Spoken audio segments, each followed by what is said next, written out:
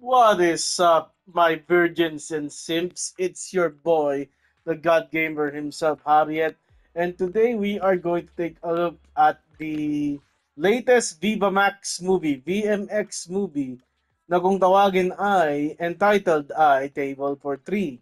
So Table for Three was originally released 2024 at the BMX Plus platform. And yeah, it was under the paywall. So ang meant ko ng paywall is uh you have to pay for it for the movie. It's on demand. Hindi siya tulad ng normal na BMX at pag naka-subscribe ka, you get some weekly releases. No, this is one of the movies na pinapalabas sa BMX Plus exclusively and you have to pay for it. And most of the content sa BMX Plus na originals aren't your usual actors on the BMX platform. So, what we got here is a movie being being played by Topper Fabregas, Jesse Quinto, and Arkin Del Rosario. And as you notice, those names do not ring a bell kasi nga this is a movie na para yung Kickstarter nila. And I have already reviewed some BMX Plus exclusives before. Isa sa mga nireview ko is Livescreen. You can check that out on one of my archives. And yeah, so I am exhilarated na ikwento ko sa inyo itong Table for Three. So, what makes this movie special? So, it is a boys love movie. It's gay, okay? It concerns on homosexuality of the gay genre. And this is not something that you frequently see in the BMX platform. As a matter of fact, there are certain boys love gay movies that are being released in 2025 that were originally slated or published in the old BMX platform in 2024. So, Table for Three is one of them. The other, Bigayan, which will show in February. And then March, we will have My Boyfriend is a Sex Worker. Ayun. Table for Three is a movie na maikli lang. 49 minutes lang yung length. Kasama na doon yung mga trailer for other BMX movies. So, Friday, check out Halimuyak. And then, I think we're going to review Wow Mane next week. So, there's that. Okay. So, ano ba itong kwento ng Table for Three? So, it explores the relationship between Marlon, Jeremy, and Paul. So, si Marlon yung medyo professor yung dating.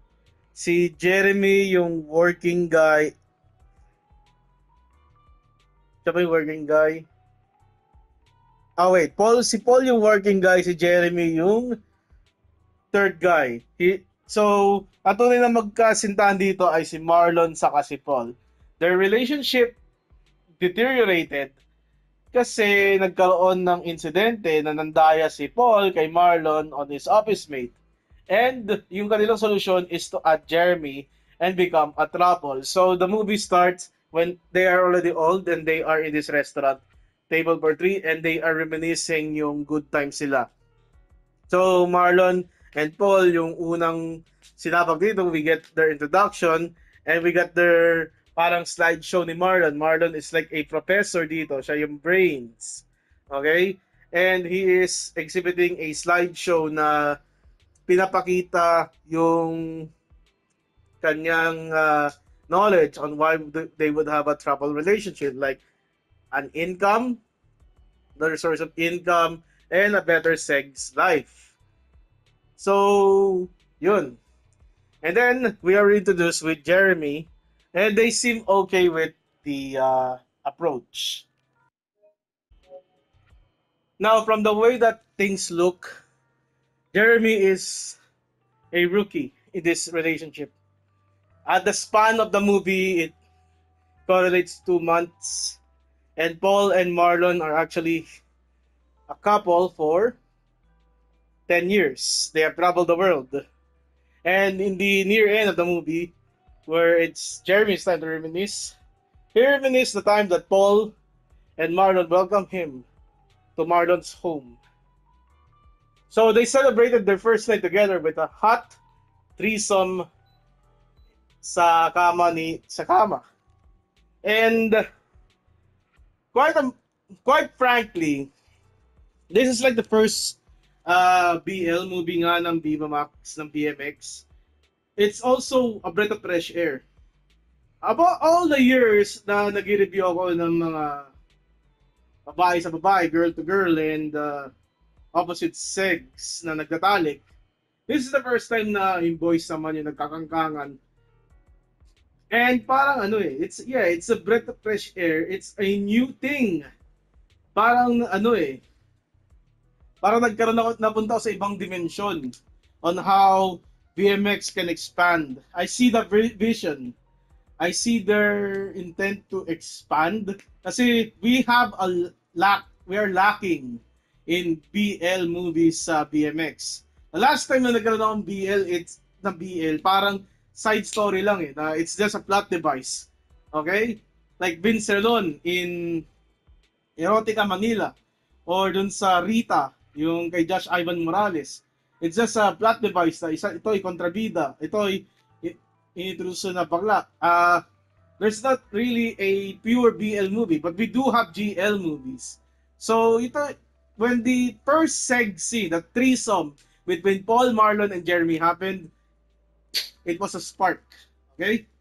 It was a spark. I see the vision of the BMX to do this type of daring films. Okay. So one by one, we explore the it's like a triple threat match.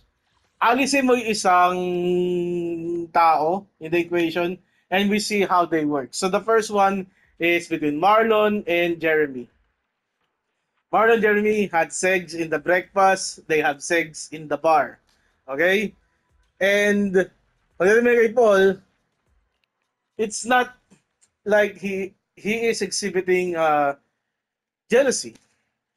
And Paul, deep within, malalaman natin bakit, is knowing na alam na niya yung ginagawa sa kanya ni Marlon with poor old Jeremy. And then we removed Marlon into the mix. Si Paul naman sa si Jeremy. And they went into that restaurant kung saan sila nagtalik, kung saan sila nagkita-kita na matatanda na in the beginning of the movie. It was Valentine's Day. Jeremy was running a little bit late. So, ang ginawa nila to pass the time is nagtalik si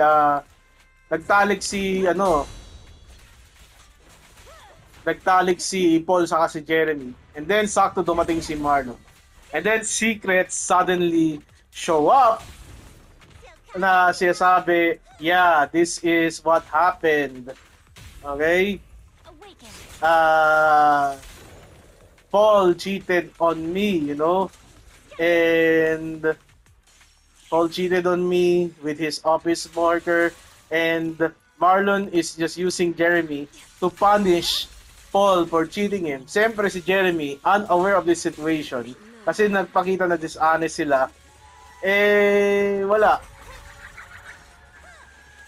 Ang nangyari tuloy, he received twofold kasi it's already a dying relationship to begin with, and it realized na, alam mo yun, it shouldn't be like this, you know?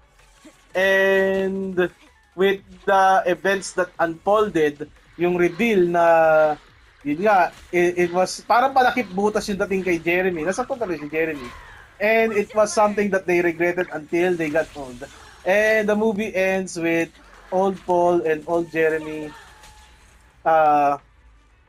meeting up. And I don't know if it's up to the viewer to be reconciled. Okay? If they reconcile. Table for Three is a very unique movie. It's the first of its kind talaga.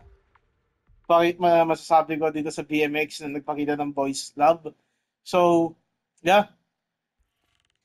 I'm giving it a very respectable ranking of more fun stuff for its daring approach to boys love. And the length, the pacing is also a bit perfect. Kasi 49 minutes lang, it just flew by. The storytelling is also good as well. Yan.